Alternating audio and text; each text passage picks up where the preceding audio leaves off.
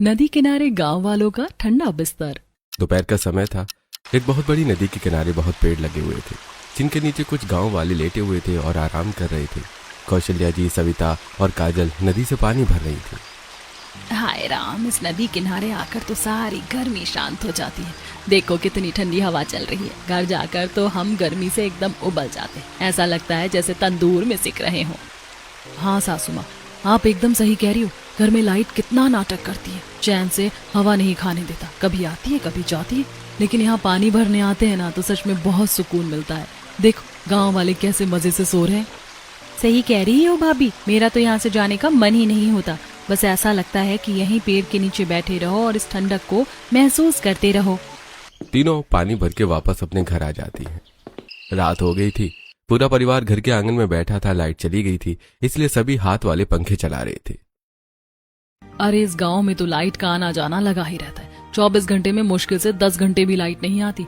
आधी से ज्यादा तो कटौती पर रहती है। सच में बहुत ज्यादा परेशान कर दिया इस गर्मी ने। ऊपर से गर्मी दिन पर दिन बढ़ती जा रही है। सही कह रही है सविता, गर्मी से हम बहुत परेशान हो गए हैं। अरे मेरे तो घुटनों में दर्द हो रहा है। ऊपर से ये इस गर्मी ने और परेशान करके रखा है। तभी अचानक लाइट आ जाती है। सभी घर वाले खुश हो जाते हैं और सभी अपने अपने कमरों में जाने लगते हैं। लेकिन तभी लाइट फिर से चली जाती है। अरे लो, हो गया खुशियों का फालूदा। ये तो इसका रोज का नाटक है। अब ठीक से भी सो नहीं पाएंगे। कभी आती है कभी चली जाती है। सच में बाबूजी, कुछ तो जुगाड़ करना होगा। ऐसा कुछ जहाँ ठंडा मिल सके। अगर रात को ये हाल है तो दोपहर को तो और ज्यादा परेशानी होगी। मुझे तो लगता है ये गर्मी इस बार हमें मार कर ही छोड़ेगी। अगली सुबह लोग घर के आंगन में कूलर चालू करके बैठे हुए थे। तभी अचानक कूलर में से धुआं निकलने लगता है। अरे अरे रे, क्या हुआ? ये आग कैसे लग गई इसमें? अरे बाबूजी, कभी लाइट कम आती है, कभी ज्यादा आ जाती है, और तो कभी आती ही नहीं है। आज देखो इतनी तेज लाइट आ गई कि इसने हमारा कूलर ही खराब कर दिया। और मुझे लग रहा है अंदर वाले कमरे के पंखे भी खराब हो गए होंगे। हे भगवान, अब ये कूलर पंखे ठीक करवाने में फालतू पैसे खर्च होंगे। गर्मी तो पहले से ही परेशान कर रही थी, अब ऊपर से ये खर्च और बढ़ गया। पता नहीं क्या होगा। अरे कूलर तो गया, अब यहाँ बैठकर तो और पसीना आ रहा है। चलो चलो थोड़ा बाहर चलते हैं। बाहर थोड़ी हवा तो चल ही रही होगी। सब लोग घर से बाहर आ जाते हैं। बाहर बहुत गर्म हवा चल रही थी। तभी वहाँ दो गांव वाले आते हैं। अरे रघुवीर भाई, तुम्हारे घर का भी कूलर पंखा खराब हो गया क्या? अरे अचानक पता नहीं क्या हुआ, बहुत तेज लाइट आई, पूरे गांव के कूलर पंखे खराब हो गए। अरे हाँ भाई, हमारे भी कूलर पंखे खराब हो गए। भाई सच में गर्मी इस बार बहुत ज्यादा पड़ रही है। परेशान कर दिया इस गर्मी ने। थोड़ी देर बाद दोनों गांव वाले वहाँ से चले जाते हैं।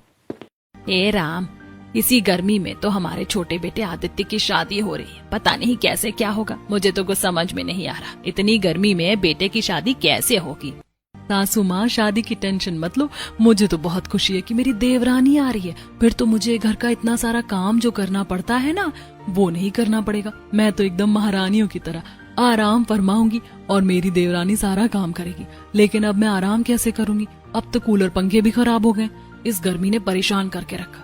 कुछ तो करना ही होगा इस गर्मी से राहत पाने के लिए। गांव से दूर शहर के एक बड़े कैफे में निशा अपनी दो सहेलियों के साथ बैठी हुई थी और उनसे बातें कर रही थी। यार तुम लोगों को पता है, मेरी शादी गांव में फिक्स हुई है और वहाँ की लाइफ ना एकदम मस्त होती है। शहर में तो बहुत ज्यादा गर्मी होती है, लेकिन गांव में तो पेड़ लगे होते हैं, नदियाँ होती हैं, तालाब होते हैं, जिससे वहाँ ना एकदम नेचुरल ठंडक रहती है। अरे निशा, तो फिल्मों वाली दुनिया से बाहर आ जा। गाँव में तो शहर से भी ज्यादा गर्मी होती है, लू चलती है वहाँ। अरे नहीं, ऐसा कुछ नहीं होता। और वहाँ लाइट की भी कोई टेंशन नहीं है। चाहे लाइट आए या ना आए, पेड़ और नदी की वजह से वहाँ हमेशा ठंडक रहती है। मुझे इसी की जरूरत ही नहीं पड़ेगी। देखना, मैं तुम लोगों को वहाँ बुलाकर दिखा दूंगी। तुम लोग भी कहोगी, हाँ यार यहाँ तो सच में बहुत ठंडक है। हाँ हाँ ठीक है, देख लेंगे। कुछ समय बीत जाता है। निशा और आदित्य की शादी हो जाती है। निशा अपने ससुराल गांव पहुंचती है। कौशल्या जी दरवाजे पर आरती की थाली लेकर खड़ी हैं और निशा का गृह प्रवेश करा रही थी। सासू माँ, प्लीज जल्दी से गृह प्रवेश कर लो ना। मुझे बहुत ज्यादा गर्मी लग रही है, चक्कर आ रहे हैं मुझे गर्मी से। मैंने तो सुना था कि गांव में बहुत ठंडक होती है, लेकिन यहाँ तो ठंडक का नामो निशान ही नहीं है। अरे बहू, गांव में ठंडक तो होती है, पेड़ पौधे भी बहुत है, लेकिन अब तू ही देख कितनी ज्यादा गर्मी पड़ रही है।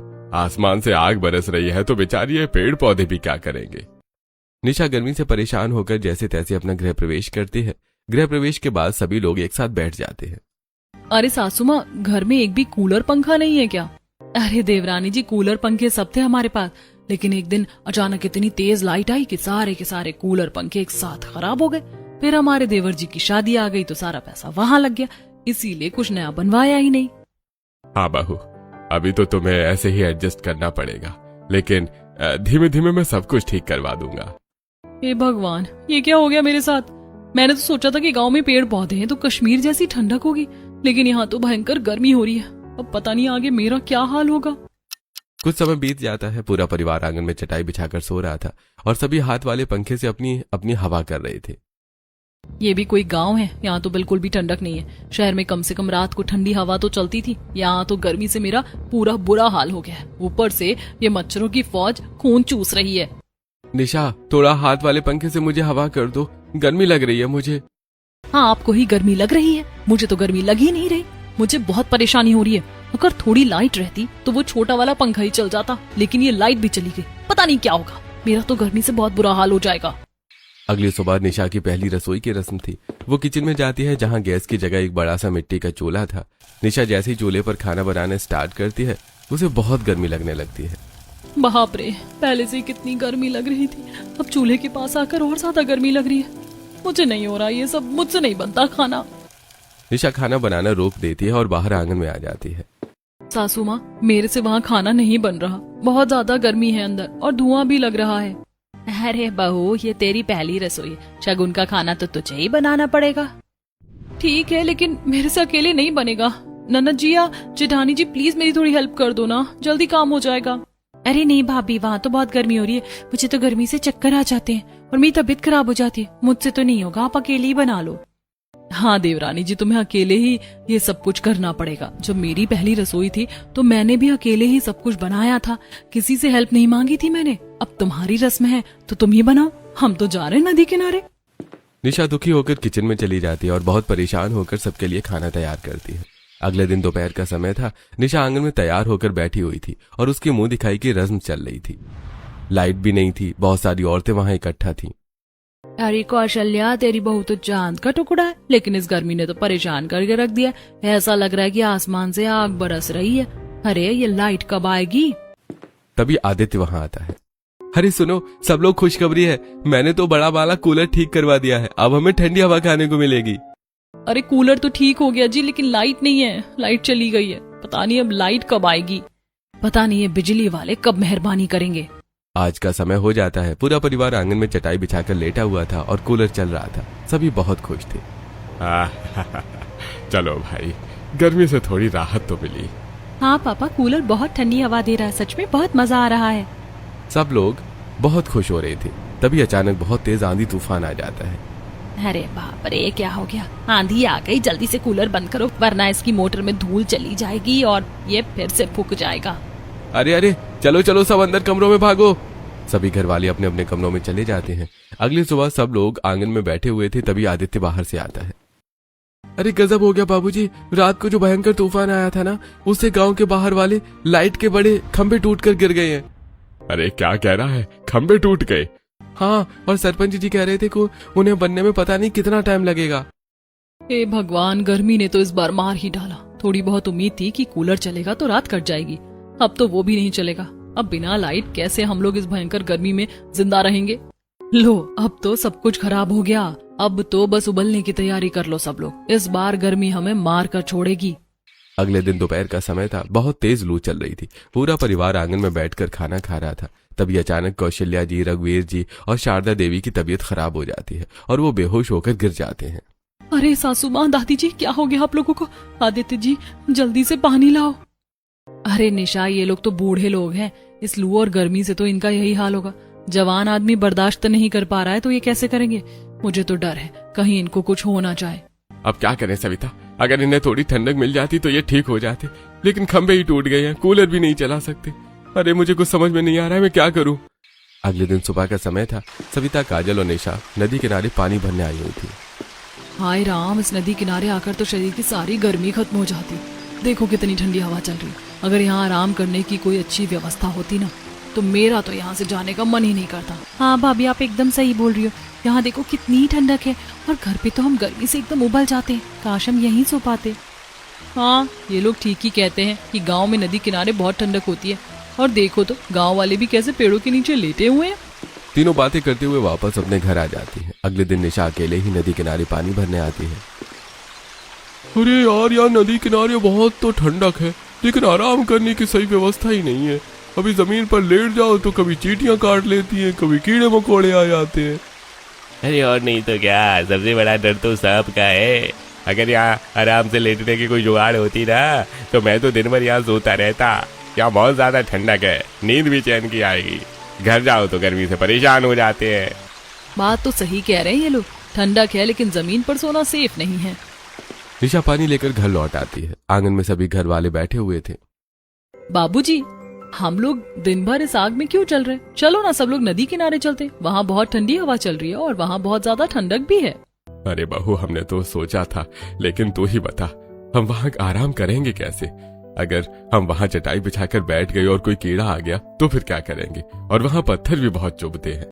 हाँ बहू, अगर वहाँ पलंग जैसी कोई व्यवस्था होती तो सच में मजा आ जाता, लेकिन अब वहाँ पलंग कौन ले जाएगा, इसीलिए हम वहाँ नहीं जा सकते। हाँ बात तो सही है, पलंग तो नहीं ले जा सकते, मुझे ही कुछ जुगाड़ करनी पड़ेगी। रात का समय हो जाता है। पूरा परिवार आंगन में गर्मी से परेशान होकर सो रहा था। निशा भी लेटी हुई थी, लेकिन उसे नींद नहीं आ रही थी।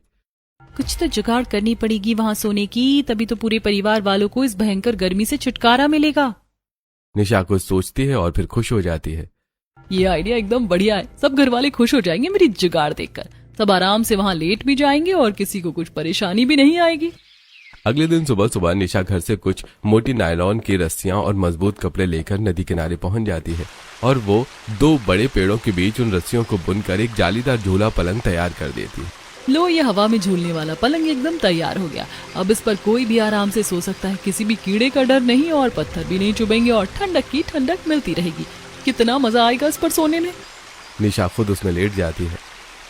वाह, ये व्यवस्था सबसे अच्छी, एकदम रिलैक्स फील हो रहा है। चलो अब और भी ये झूले वाले बिस्तर तैयार करती हूँ सबके लिए, फिर सबको बुला कर लाऊंगी। निशा बहुत मेहनत करके ऐसे ही रस्सी वाली झूला पलंग तैयार कर देती है। अगली सुबह वो पूरे परिवार को नदी किनारे लेकर आती है। अरे बाप रे देवरानी जी, ये तुमने क्या कर दिया? ये हवा वाला बिस्तर है जेठानी जी, अब घर की गर्मी भूल जाइए और इन पर आराम कीजिए। सभी घर वाले खुशी खुशी उन झूले वाले पलंग पर लेट जाते हैं। अरे वाह बहू, तूने तो कमाल कर दिया। अरे पहले हम गर्मी से परेशान हो रहे थे, लेकिन यहाँ तो सच में बहुत ठंडक है, और सबसे बड़ी बात, हम जमीन से ऊपर हैं, तो अब कीड़े मकोड़ों का भी डर नहीं है। एकदम आरामदायक है ये। अगली सुबह परिवार के सभी लोग नदी किनारे जाने के लिए तैयार खड़े थे। माँ जी, मैं भी चलूँ आप लोगों के साथ? अरे तू अभी जाकर क्या करेगी? अभी तुझे घर के काम भी तो करने हैं ना, कपड़े धोने हैं, झाड़ू पोछा करना है, और हाँ, काम खत्म करके सबके लिए खाना बनाकर वहीं नदी किनारे ले आना। हम लोग जा रहे हैं तो बाद में आना। सब लोग वहाँ से चले जाते हैं। निशा अकेले ही घर के सारे काम करती है और फिर खाना तैयार करके टिफिन में पैक करके नदी किनारे के लिए निकल जाती है। उफ, कितनी तेज धूप है। बस नदी किनारे पहुंचकर मैं आराम से खाना खाऊंगी और फिर आराम से अपने झूले में लेटूंगी और आराम करूंगी। निशा नदी किनारे पहुंच जाती है और वो सभी को खाना देती है और फिर खुद खाना खाने लगती है। बस खाना खाकर अब मैं आराम करूंगी, बहुत थक गई घर के काम करते करते, सब कुछ अकेले ही किया है मैंने। निशा खाना खाकर आराम करने लगती है, तभी वहाँ कुछ लोग गांव के आ जाते हैं। अरे भाई, वाह रघुवीर भाई, क्या व्यवस्था की है आराम करने की। भाई ये तो बहुत ज्यादा आरामदायक लग रहा है। अरे निशा बहू, जो तुमने अपने घर वालों के लिए जो रस्सियों का ये बिस्तर बनाया है ना, ये हमारे लिए भी तैयार कर दो, हम लोग भी आराम कर लेंगे। ठीक है काका, मैं बना देती हूँ। निशा गांव वालों के लिए भी वैसे ही रस्सी वाले पलंग तैयार करती है। गांव वाले उन पर लेटकर बहुत खुश हो जाते हैं। अरे वाह, तेरा दिमाग तो सच में कमाल है बहू, क्या झूला बनाया है, और देखो कितनी ठंडक हो रही है यहाँ, मजा आ गया बहू। अगले दिन दोपहर सभी घर वाले नदी किनारे आराम कर रहे थे, तभी निशा घर के सारे काम खत्म करके वहाँ आती है। अरे देवरानी जी, तुम आ गई। मेरा एक काम कर देना यार, मेरा फोन घर पे ही रह गया, अभी मेरे सीरियल का नया एपिसोड आने वाला है, तू जल्दी से जा और फोन ले आ। जेठानी जी, मैं अभी तो इतनी धूप में चल कर आई हूँ। तो क्या हो गया, जवान लड़की है ना, जा ना जल्दी लेकर आ। निशा घर जाती है और सविता का फोन ले आती है। निशा सविता को फोन देकर बस लेटने ही वाली होती है कि सविता का बेटा चिंटू जोर जोर से रोने लगता है। चाची चाची मुझे मेरे खिलौने चाहिए, मैं घर पर भूल आया हूँ। गाँव के बाकी बच्चे खेल रहे हैं, मैं क्या करूँ? आप घर से मेरी वो लाल वाली कार और खिलौने ले आओ ना प्लीज। ठीक है चिंटू बेटा, रो मत, मैं अभी जाकर ले आती हूँ तेरे खिलौने। निशा फिर से घर जाती है और चिंटू के खिलौने ले आती है। अगले दिन दोपहर का समय था। निशा अपने झूले में आराम कर रही थी। अरे बहू सो गई हो क्या? अरे देखना यहाँ कितना ठंडा मौसम है और मस्त हवा चल रही है, पर मैं यहाँ खाली लेटे लेटे बोर हो रहा हूँ। तू ऐसा कर कि घर जा और वहां से मेरा अखबार और मेरा चश्मा ले आ। यहाँ अखबार पढ़ने में बड़ा मजा आएगा। ठीक है बाबूजी, मैं ले आती हूँ। निशा घर जाती है और रघुवीर जी का चश्मा और अखबार ले आती है। शाम का समय हो जाता है, सब लोग घर वापस आ चुके थे। सच में बहुत मजा आया वहाँ पर। वहाँ लेटे लेटे तो मेरे पूरे शरीर में दर्द हो गया है। मैं तो बहुत थक गई हूँ भाई, मैं तो सोने जा रही हूँ। हाँ भाभी, मैं भी बहुत ज्यादा थक गई हूँ। जेठानी जी, नंद जी, मैं भी आज दिन भर धूप में इधर से उधर भागकर बहुत थक गई हूँ, तो क्या आज रात का खाना आप लोग बना लोगी क्या? अरे निशा, तुझे तो पता है ना कि मेरे पेट में दर्द हो रहा है, मैं तो ठीक से खड़ी भी नहीं हो पाऊंगी। और मैं बहुत थक गई हूँ, मुझसे कुछ नहीं होगा। अगले दिन दोपहर का समय था। सब लोग नदी किनारे अपने अपने झूले पर लेटे हुए थे। निशा अपने झूले की रस्सी थोड़ी टाइट कर रही थी। अरे बहू सुन, मैं ना अपनी बीपी की दवाई घर पर ही भूल आई हूँ। डॉक्टर ने कहा है कि ये दवाई नहीं खाओगी तो तुम्हारा बीपी बढ़ जाएगा, तो ऐसा कर जल्दी से दौड़ कर जाओ और मेरी दवाई ले आ। अरे दादी माँ, अभी देखो ना कितनी धूप हो रही है, मैं थोड़ी देर बाद दवाई ले आऊंगी जब धूप कम हो जाएगी। आप दवाई थोड़ी देर बाद खा लेना, उससे कुछ फर्क थोड़ी पड़ेगा। अच्छा, थोड़ी देर बाद दवाई खा लेना। तेरी तो यही मर्जी है ना कि बुढ़िया का बीपी बढ़ जाए और ये मर जाए। आजकल की ये शहर वाली बहुएं तो यही चाहती हैं कि किसी तरह ये दादी सास चपक जाए और इनका राज चले। मैं सब समझती हूँ तेरी चालाकी। अरे दादी, आप इतना क्यों सुना रही हो छोटी सी बात पर? ठीक है, मैं जा रही हूँ, ले आती हूँ दवाई। निशा परेशान होकर चली जाती है। सब लोग सारा सामान मुझसे ही मंगा रहे हैं, खुद तो कोई हिलना भी नहीं चाहता। मैंने ही ये जुगाड़ किया था और अब मैं ही ठीक से आराम नहीं कर पा रही हूँ। निशा घर से शारदा देवी की दवाई लेकर आती है। अरे बहू, मैं तो तुझे बताना ही भूल गई, मेरे ना एकदम से ध्यान से निकल गया। ऐसा कर, तू एक और बार घर का चक्कर लगा। अरे माँ जी, मैं अभी तो गई थी इतनी धूप में, अब घर से क्या लाना है? अरे मैंने कल ना ठेले वाले से वो बढ़िया मीठे आम लिए थे, तो वो पानी की बाल्टी में ठंडे होने के लिए रखे हैं। अब जाओ और वो आम लिया। देखिए हम मौसम कितना अच्छा हो रहा है, सब लोग बैठकर आम खाएंगे तो मजा आ जाएगा। ठीक है माँ जी, मैं अभी ला देती हूँ। निशा फिर से घर जाती है और घर से आम लाती है। शाम का समय हो गया था। अभी भी सभी घर वाले नदी किनारे आराम कर रहे थे। माँ जी, घर नहीं चलना क्या? रात का खाना भी तो बनाना है। अरे तो हम क्यों जाएंगे? खाना हम थोड़ी बनाएंगे, खाना तो तुझे बनाना है। तू जाकर खाना बना ले, हम आ जाएंगे आराम से। माँ जी, मैं पिछले 2 दिन से खुद ही सारा खाना बना रही हूँ और खुद ही घर के सारे काम कर रही हूँ, और ऊपर से आप लोगों के सामान के लिए घर के बार बार चक्कर लगा रही हूँ। जेठानी जी और नंद जी तो किसी भी काम में मेरी मदद नहीं करती। अरे तू इतना ड्रामा क्यों कर रही है? मैंने तो सोचा था कि मेरी देवरानी घर में आएगी तब जाकर मैं आराम करूंगी, लेकिन तू तो मुझे बिल्कुल आराम नहीं करने देती। मैं तो तुझे बहुत भोली समझ रही थी, लेकिन तू तो एकदम चालू निकली।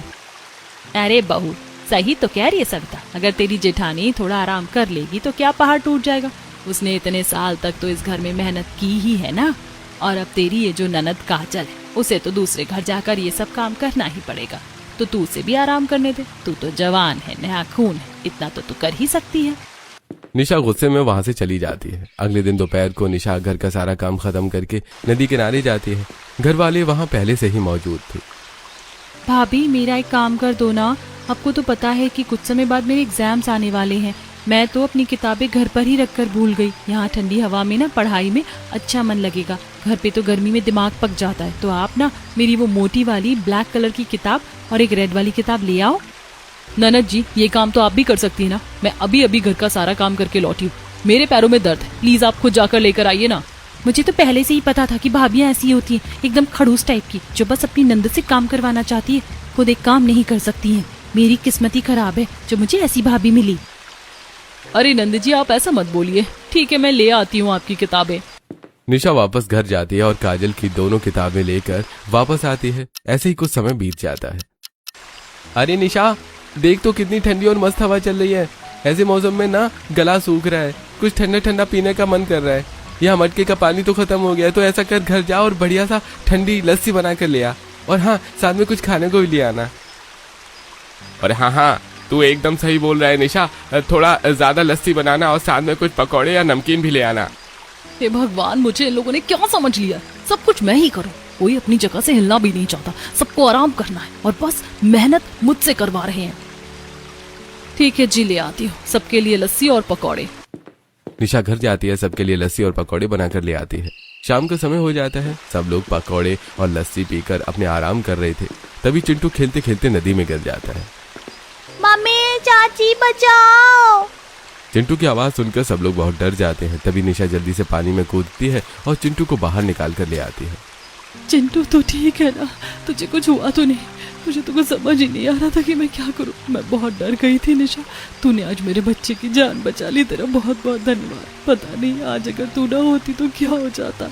अरे जेठानी जी, आप रोइए मत और परेशान मत होइए। चिंटू बिल्कुल ठीक है, पर हमें यहाँ बहुत ध्यान रखना पड़ेगा। निशा चारों तरफ देखती है, वहाँ अब और भी गांव वाले थे और उनके बच्चे भी नदी किनारे खेल रहे थे।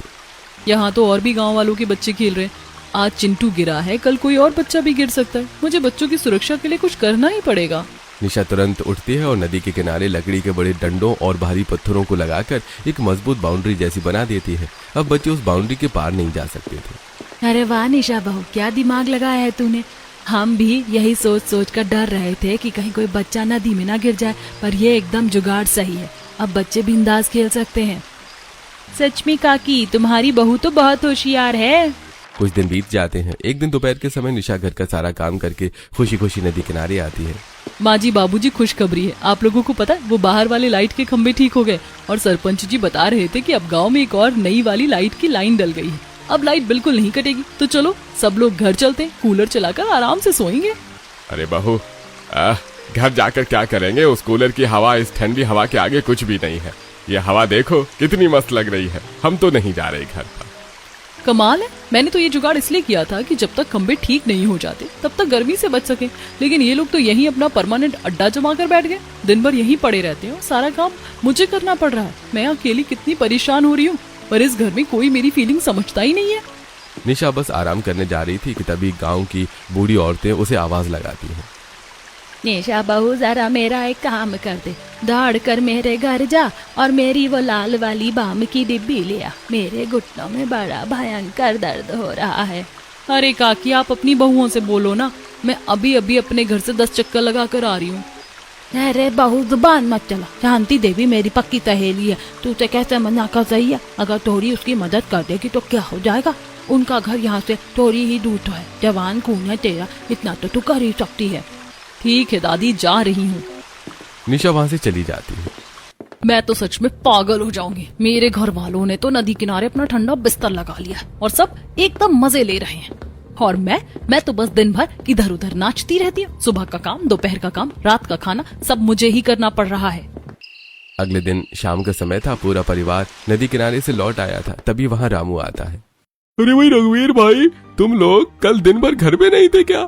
कल दोपहर को तुम्हारी साली साहिबा कौशल्या जी की बहन अपनी पूरी फैमिली के साथ तुमसे मिलने आई थी। घर में ताला देखकर बेचारी वापस लौट गई। अरे राम, वो बेचारी क्या सोच रही होगी कि हम कहाँ गायब हो गए। अरे उसे फोन ही कर लेना चाहिए था, तो हम उसे वहीं नदी किनारे बुला लेते। रामू ये बोलकर वहाँ से चला जाता है। अगले दिन दोपहर का समय था। सब नदी किनारे आराम कर रहे थे। माँ जी, बाबूजी, अब तो घर चलिए ना। ऐसे दिन भर आप सब यहाँ लेटे रहते हैं। कल देखा ना आपने, आपके रिश्तेदार खाली घर देखकर लौट गए। और ऐसे घर को सूना छोड़ने से चोरी भी हो सकती है। और जेठानी जी, थोड़ा बहुत आप भी काम कर लिया कीजिए। जब से यहाँ आई हूँ बस मैं ही सारा काम कर रही हूँ। सुने बहू, तूने ये जुगाड़ की, हमने तेरी खूब तारीफ की, लेकिन इसका मतलब ये नहीं है कि तू अब हमें ऐसे रोज रोज ताने मारेगी और परेशान करेगी। तू जानबूझकर हमें यहाँ से भगाना चाह रही है ताकि तुझे काम ना करना पड़े। और नहीं तो क्या माँ जी, ये तो नई बहू है, इतना काम तो इसे करना ही चाहिए। निशा ये सब सुनकर दुखी होकर एक पेड़ के नीचे खड़ी हो जाती है। तभी वहाँ गांव की कुछ बहुएं आती हैं।